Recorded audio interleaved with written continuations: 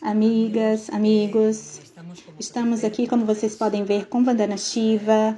Ela é uma pensadora famosa, também é escritora, física, ativista, ecofeminista, com milhões de pessoas que seguem suas propostas no planeta inteiro. Nos levaria a entrevista inteira para enumerar toda a produção da Vandana e os projetos com os quais ela está comprometida. Você trabalha com a base social, com organizações, mas também com governos. Você enfrentou o poder fazendo denúncias de grandes companhias. É difícil abarcar tudo que você construiu, mas para poder sintetizar de alguma maneira, eu gostaria que você nos contasse o que todas as causas que você defende têm em comum. Tudo com que eu trabalho vem de dentro de mim, como o amor pela vida e o amor pela liberdade. Não importa o que seja, seja proteger a floresta, ou proteger as sementes, ou estar com as minhas irmãs camponesas, ou defender a terra, o solo. Tudo se trata da defesa da vida de um lugar de amor e da defesa da liberdade, vindo de um lugar de resistência à falta de liberdade. Você fala da descolonização, opõe o ecofeminismo com o patriarcado capitalista e fala também da descolonização da natureza, da mulher e o futuro. Se você parar para pensar, os mesmos processos de colonização, que é o projeto do capitalismo patriarcal, é colonizar a terra, transformar a terra de um bem comum em propriedade particular, transformar sementes de um bem comum em propriedade intelectual, transformar seres humanos de seres autônomos em usuários de algoritmos e máquinas. A introdução no bem comum está no coração da colonização. E a colonização da natureza está muito ligada com a colonização das mulheres. A colonização das mulheres é exatamente igual. A terra, como terra-madre, foi transformada em terra vazia. Mulheres, como seres autônomos, criativos, produtivos, que de fato sustentam a economia e a sociedade, são transformadas em corpos vazios, em objetos para serem explorados. E todo o trabalho que fazemos, toda a criatividade, todo o conhecimento que temos, é transformado em não conhecimento e não trabalho. Mas os mesmos processos de colonizar a terra e colonizar as mulheres minam as bases da vida. Quando você explora um rio demais, você mata esse rio. Mas o rio é a água para as pessoas de hoje e para as pessoas de amanhã. Ou por meio da cegueira e da ganância, você queima combustíveis fósseis e usa agrotóxicos e emite 50% dos gases estufas. Você rouba o futuro das próximas gerações. E é por isso que os jovens de hoje são muito despertos para a questão climática. E tem movimentos como Sextas-feiras para o Futuro. Mas o que ainda está faltando é a interconectividade entre as três colonizações. E no dia que a humanidade acordar para isso, o poder da Terra e o poder das pessoas será um poder que causará mudança que ninguém vai conseguir deter. Nós vamos voltar um pouco mais sobre isso. Você dizia que isso sai de você na sua primeira resposta, que a defesa pela vida sai de dentro de você. Eu queria saber se há alguma experiência concreta ou uma série de experiências internas ou de relações com as pessoas no seu trabalho que te levaram ao ativismo, ao compromisso com a vida. Algo que mudou você em um momento determinado e fez com que você se comprometesse com distintos movimentos? Então, minha primeira formação é como física e fiz o doutorado em teoria quântica. Então, meu treinamento intelectual é não separação. Tudo está ligado. Meu treinamento intelectual é em potencial. A ideia que as mulheres são biologicamente inferiores é um essencialismo criado pelo capitalismo patriarcal. As mulheres têm potencial de serem players importantes na economia, na democracia, na cultura. Então, a questão de não separação e potencial é parte da minha formação. Meu envolvimento com questões ecológicas e o meu despertar para perceber a violência do capitalismo patriarcal, e então a formação de uma filosofia de que a natureza e as mulheres são criativas, começou com uma experiência minha pessoal quando eu estava indo para o Canadá fazer doutorado. E fui passear antes nas florestas que eu mais gostava, porque meu pai trabalhava com conservação florestal e eu sempre andei na minha infância nessas florestas. E teve uma floresta que foi derrubada de carvalho. E o rio que vinha dessa floresta foi um gatilho. E eu senti como se parte de mim tivesse sido amputada, porque eu cresci nessas florestas. E fiquei muito chateada com isso. E quando eu estava voltando para Nova Delhi, eu parei numa loja de chá. E na loja de chá eu descobri o movimento típico. E típico significa abraçar. E foi um movimento fundado por mulheres na minha região, nas montanhas. Então eu me comprometi a ir fazer meu doutorado no Canadá, mas voltar em todas as festas para me voluntariar nessa organização. E eu digo que eu fiz meu doutorado em teoria quântica no Canadá e meu doutorado em ecologia e sustentabilidade na Universidade de Típico, com as mulheres da minha região. Então, foi isso que formou o meu compromisso em ser uma ativista ecológica.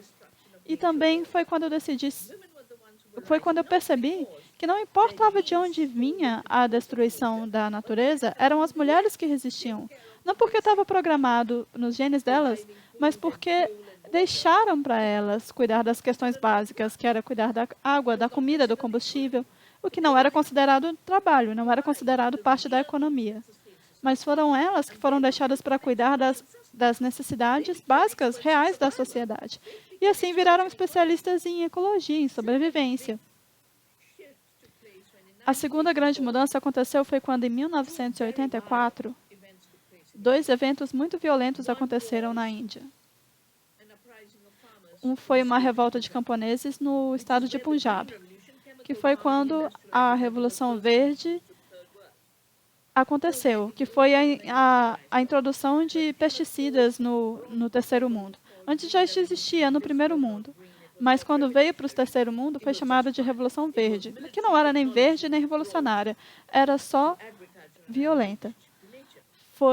E isso destruiu nossa relação com a agricultura e com a natureza, e destruiu o estado de Punjab. No mesmo ano, na cidade de Gopal, as mesmas empresas que estavam trazendo os agrotóxicos tiveram um vazamento numa fábrica de agrotóxicos e milhares de pessoas morreram. Na época, eu estava trabalhando na Universidade das Nações Unidas, num grupo focado em recursos naturais. E aí eu falei, tem uma coisa acontecendo aqui, eu quero pesquisar. E escrevi um livro sobre a violência da Revolução Verde. Porque, para mim, o conhecimento não é uma carreira, sabe? Para mim, pesquisa não é só juntar mais uma publicação no meu currículo. Para mim, o conhecimento é um guia para a ação. E se você sabe que algo está errado, então eu faria de tudo para impedir que esse erro continue, tanto pelo meu conhecimento quanto pela minha ação.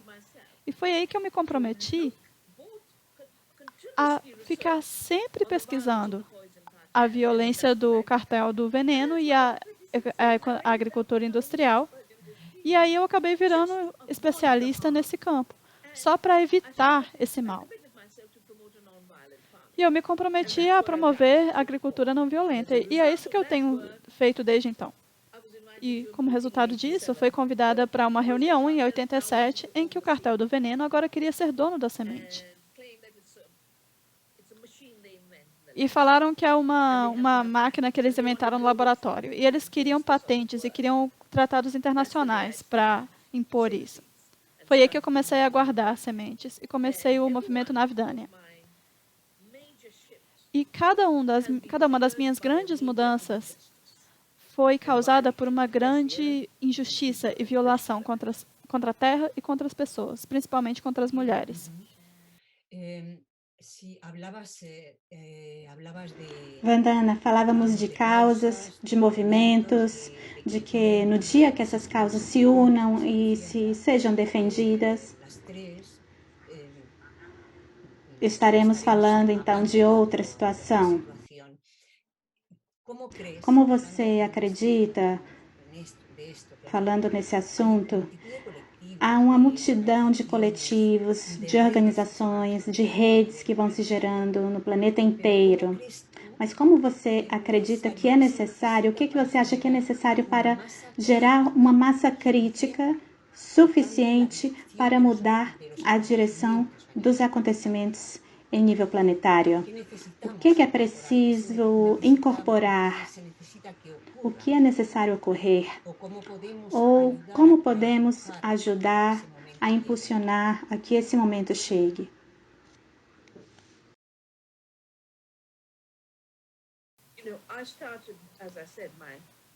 Sabe, como eu disse, eu comecei meu trabalho ecológico com o típico, nos anos 70. Meu trabalho intelectual, claro, é bem mais antigo. E meu histórico como feminista é desde que eu nasci. Tive pais incríveis, tive uma mãe incrível que já era feminista antes que a palavra existisse no vocabulário. Testemunhamos nesse século colonialismo e a expressão do capitalismo patriarcal e uma convergência do poder, da ganância e da fazer dinheiro a qualquer custa com a dominação sobre as mulheres. Mas esse mesmo capitalismo patriarcal está ligado ao antropocentrismo, que é a ideia que seres humanos são superiores a outras espécies. É o que eu chamo de apartheid ecológico, que o ser humano é separado da natureza. E é com o mesmo processo que se cria o racismo, que é a ideia de que as pessoas que não são brancas são inferiores às brancas, porque o colonialismo precisa ser justificado pela superioridade de uma religião, o cristianismo, de uma pele da branca, de um gênero masculino. Tudo isso é um pacote só. Quando você vê como um sistema, é só um pacote. E vemos movimentos surgirem ao longo do tempo, abordando facetas específicas dessa guerra contra a vida em comum, que é uma guerra contra a vida, uma guerra contra a autonomia, uma guerra contra a auto-organização e uma guerra contra a diversidade. Mas todas essas facetas são interconectadas com a causa comum e a forma comum. A causa é o capitalismo patriarcal e o colonialismo. As forças motoras, a ganância, a extração e fazer dinheiro de qualquer jeito. E se criam narrativas para provar e justificar a sua exploração como uma missão civilizadora. Tipo, não estou te explorando, eu estou te civilizando. Sem mim, você é um bárbaro, um primitivo, você é inferior. E essa narrativa fragmentou os movimentos sociais. Então, você tem um Black Lives Matter e tem um movimento feminista. E separado tem o Sextas-feiras para o Futuro, falando do futuro. Tem um movimento de direitos da Mãe Terra, totalmente separado de justiça de gênero e separado de um movimento antirracista. Então, o que a gente precisa fazer agora, quando a gente tem uma janela de 10 anos para mudança? A gente sabe que se a gente não mudar nos próximos 10 anos, vamos destruir as condições para a vida humana, da mesma forma que a gente destruiu as condições de outras vidas na Terra. Então, isso não é especulação. é a extrapolação de um gráfico. O que foi feito com outras espécies, outras culturas, sabe, o ecocídio de outras espécies, o genocídio de povos originários, está lá. O feminicídio das mulheres está lá. É prova. Então, essa toda conversa demais sobre ciência com base em provas, isso é ciência com base em provas, que a gente estamos na estrada do colapso e da extinção. Mas as pessoas acham que são tão superiores que vão escapar para Marte e sobreviver enquanto destroem esse planeta. Então, primeiro, a gente tem que acordar para essa janela de 10 anos. Segundo, a gente tem que acordar para as raízes comuns da injustiça. Não as expressões que são diferentes, mas as raízes que são comuns. A terceira coisa que a gente tem que fazer é perceber que a gente tem o poder criativo. A gente tem o poder de ser a mudança que a gente quer ser. A gente não precisa esperar para alguém chegar e falar, acorda. O acordar vem de dentro. É por isso que a gente sempre tem que voltar para a vida que existe dentro de nós. E a separação foi imposta. A não separação é a realidade da nossa vida. Nossa não separação da natureza, nossa não separação como seres humanos, nossa não separação das próximas gerações. Essas não separações são tanto uma lei quanto as leis da teoria quântica de não separação. E precisamos entender a não separação quântica entre nós e outras espécies e dentro da espécie humana. E uma vez que fizermos essa mudança de consciência, então aparecem milhares de possibilidades. E eu digo isso de novo com experiência e com base na ciência, que eu já fiz esse trabalho. Eu comecei guardando sementinhas. E agora eu tenho um sistema de agricultura que trata do problema da alimentação, que não cria pandemias como como o tipo de agricultura invasiva que está destruindo o solo da Amazônia, que cuida do problema da saúde e cria justiça em todos os níveis. É viável e já foi feito antes. Por isso que os povos indígenas são uma ponte muito importante para o futuro. Está no conhecimento das mulheres que, contra todos os fatores, continuam a sustentar a sociedade. Então, as mulheres devem ser as líderes dessa transição. E a gente tem que perceber que somos um. Somos um com a natureza, somos um enquanto humanidade e temos uma vida comum como uma humanidade em um planeta. Esse despertar abre janelas que foram fechadas pelo patriarcado capitalista e nos impedem de mudar, nos impedem de evoluir, nos impedem de ser os agentes da mudança. Vandana, você agregaria ao que você já comentou algum elemento mais tangível ou intangível que nós possamos somar para construir esse futuro não violento ao que aspiramos?